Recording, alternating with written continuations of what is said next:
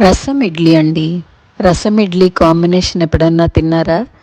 యమ్మీ యమ్మీ super tasty ఉంటుంది. మరి ఇడ్లీ చేసుకున్నప్పుడు రసం కూడా చేసుకోవాలి కదా. ముందుగా రసానికి పౌడర్ చేసుకోవడానికి ఇంగ్రీడియంట్స్ పెట్టాను.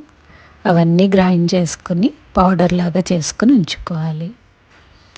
బాణలు పెట్టి బాణల్లో ఆయిల్ వేసి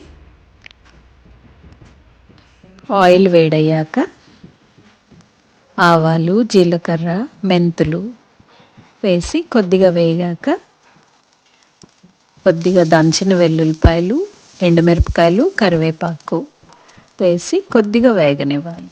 ఇంగువ కొద్దిగా యాడ్ చేసుకోవాలి. షుగర్ కూడా కొంచెం వేగాక కట్ చేసుకున్న టమాటాలు యాడ్ చేయాలి. ఒక్క టమాటా సరిపోతుంది.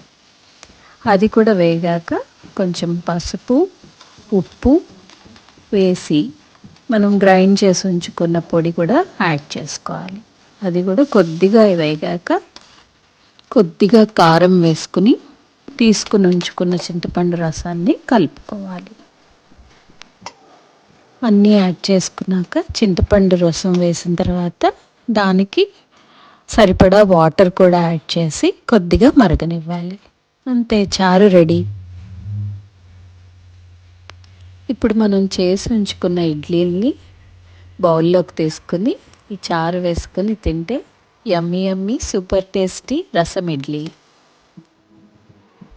ఎప్పుడు తినే సాంబార్ ఇడ్లీ కన్నా ఒక్కసారి రసం ఇడ్లీ ట్రై చేయండి.